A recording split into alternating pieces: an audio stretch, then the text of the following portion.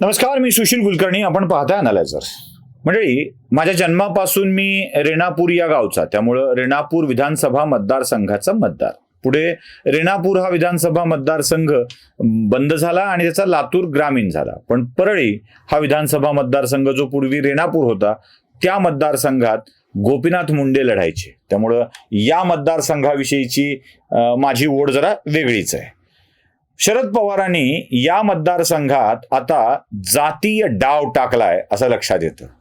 जवळपास 30 वर्षानंतर पुन्हा एकदा हा प्रयोग होतोय. 30 वर्षानंतर पुन्हा एकदा मराठा विरुद्ध वंजारा अशी लढत करून देऊन एक वेगळीच रंगत आणण्याचं काम शरद पवारांनी केलेलं आहे. पण शरद पवारांनी यावेळेला एक अजून वेगळा डाव टाकलाय, जो डाव धनंजय मुंडेसाठी म्हणजे एका ओबीसी नेत्यासाठी अडचणीत आणणारा असू शकतो. ओबीसी नेत्यांचं शिरकाण करायचं हे पवारांनी ठरवलेलंच आहे. कारण छगन भुजबळ, तिकडे धनंजय मुंडे यांनाच त्रास दिला जातो. जेवढे काही तटकरे यांच्या पराभवासाठी प्रयत्न होतो. मी हा विषय आधी मांडलेला आहेच आहे. आता काय नवीन डाव टाकलाय, जरा परळी मतदारसंघात आपण नीट तपासून बघूया. परळी मतदारसंघामध्ये 30 वर्षानंतर एक अशी स्थिती आली आहे जी 30 वर्षापूर्वी एक्झॅक्ट तशीच होती. बघा, 30 वर्षापूर्वी म्हणजे 1994च्या विधानसभा निवडणुकीमध्ये गोपीनाथ मुंडेंच्या विरोधामध्ये त्यावेळेला राष्ट्रवादी काँग्रेस स्थापन झालेला नसताना शरद पवारांनी विशेष लक्ष घालून आडस या गावच्या बाबूराव आडसकर, देशमुख आहेत ते खरं तर, देशमुखांना, ज्यांच्या आडसकर अशी ओळख आहे आता, त्या देशमुखांना निवडणुकीच्या रिंगणात गोपीनाथ मुंडेंच्या विरोधात उतरवलं होतं. त्यावेळी हबाडा हा शब्द फेमस होता. म्हणजे आता हबाडा देतोच की नाही बघा, असं ते म्हणायचे. हा हबाडा आडसकरांना जो द्यायचा होता गोपीनाथ मुंडेंना, त्यावेळी केज विधानसभा मतदारसंघातल्या अंबाजोगाई तालुक्यातल्या आडसगावच्या बाबूराव आडसकरांना निवडलं होतं. आता परळीमध्ये 2024च्या निवडणुकीत केज विधानसभा मतदारसंघातल्या माकेगाव या गावच्या राजेसाहेब देशमुखांना पवारांनी पुढे आणलंय. दोन्हीही देशमुख आहेत, दोन्हीही केज तालुक्यातले आहेत आणि 30 वर्षानंतर पुन्हा एकदा त्या मतदारसंघात मराठा विरुद्ध वंजारी अशी लढत होते आहे. मी 30 वर्षानंतर म्हणतोय. तुम्हाला जरा नीट दाखवतो चित्र काय आहे ते. या मतदारसंघामध्ये 1989ला गोपीनाथ मुंडे विरुद्ध पंडितराव दौंड अशी निवडणूक झाली होती, जी गोपीनाथरावांनी जिंकली होती. त्याआधी गोपीनाथराव पराभूत झाले होते. पुढे 1999ला टीपी मुंडे, फुलचंद कराड आणि गोपीनाथ मुंडे अशी लढत झाली होती, जी वंजारी विरुद्ध वंजारी अशीच होती.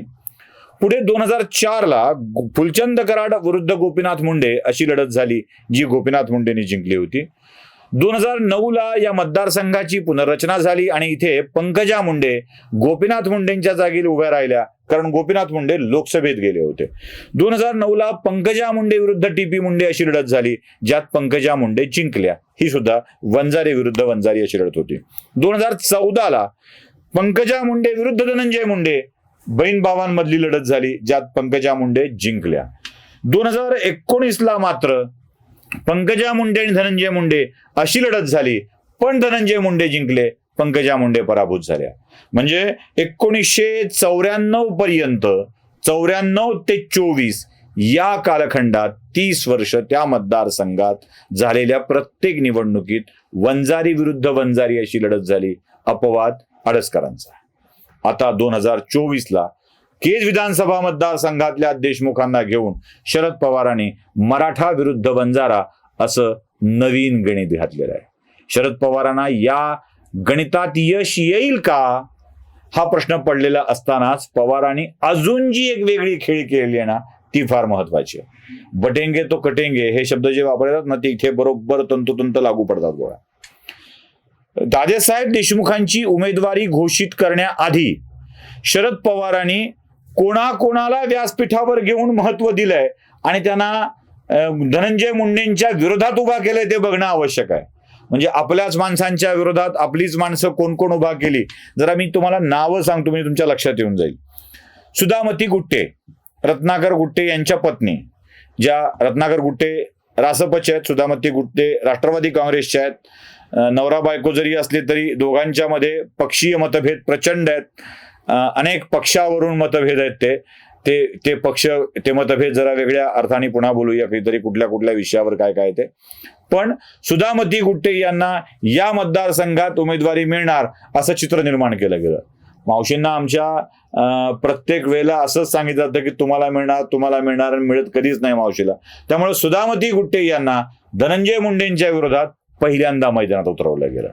नंतर राजाभाऊ फड, ज्यांच्यावरती पुढे गुन्हा वगैरे दाखल झाला, तो खुनाचा गुन्हा दाखल झाला. तुम्हाला आठवत असेल, धनंजय मुंडे सोडून गेल्यानंतर बीडला शरद पवारांनी घेतलेली आवाढव्य सभा, त्यात दाढीवाल्या राजाभाऊ फड यांनी केलेलं जोरदार भाषण, धनंजय मुंडेंना चारी मुंड्यात चित करण्याचे केलेले संकल्प वगैरे सगळं आपण ऐकून असाल. राजाभाऊ फड हेही वंजारी समाजाचे, सुधामती गुट्टे वंजारी समाजाच्या, राजाभाऊ फड वंजारी समाजाचे. त्यांना उमेदवारी मिळणार असं दाखवलं गेलं आणि त्यांना धनंजय मुंडेपासून तोडून आपल्या पक्षात घेतलं, त्यांना मानाचं पान दिलं. तिसरे एक व्यक्ती संजय दौंड, जे आमदार होते. धनंजय मुंडेंनी राजीनामा दिलेल्या, विधानसभेत निवडून आल्यानंतर राजीनामा दिलेल्या जागेवर विधान परिषदेच्या पोटनिवडणूक होऊन संजय दौंड यांना आमदार करण्यात आलं होतं. ते संजय दौंड शरद पवारांच्या सोबत गेले आणि हे तिसरे वंजारी होते ज्यांना धनंजय मुंडेंच्या विरोधात उभा केलं गेलं, बोलायला लावलं गेलं. वंजारी जनमत धनंजय मुंडेंच्या विरोधात काही प्रमाणात तरी जाईल याची व्यवस्था केली गेली आणि शरद पवारांनी पुढचा डाव टाकला, तो म्हणजे वैद्यनाथ देवल कमिटीचे सेक्रेटरी आणि भारतीय जनता पक्षात काही वर्षापूर्वीच प्रवेश केलेले राजेश देशमुख, हे परळीतलं एक मोठं मराठा नाव, त्यांना आपल्या बाजूनी ओढून घेतलं, भाजप सोडायला भाग पाडली. आणि मग जेव्हा मोठ्या प्रमाणावर नेते धनंजय मुंडेंच्या विरोधात जाऊ लागले, हे लक्षात आलं की पवारांनी आपला हुकमाचा एक्का बाहेर काढला आणि केज मतदारसंघातल्या मराठा कॅन्डिडेटला उमेदवारी दिली. हेतू काय? ओबीसी नेत्याचा पराभव, तटकरेंचा पराभव, भुजबळांचा पराभव, धनंजय मुंडेंचा पराभव, शेणगेंची वाट लावली. जेवढे म्हणून ओबीसी नेते असतील, धनगर, माळी, वंजारी, या सगळ्यांचा पराभव करण्यासाठी कुऱ्हाडीचा दांडा गोतास काळ म्हणून यांच्याच लोकांना वापरून पवारांनी खेळलेली ही नवी खेळी धनंजय मुंडे परतवून लावतात की यात यशस्वी होतात, हे बघणं आता इंटरेस्टिंग ठरणार आहे. बघूयात काय होतंय ते.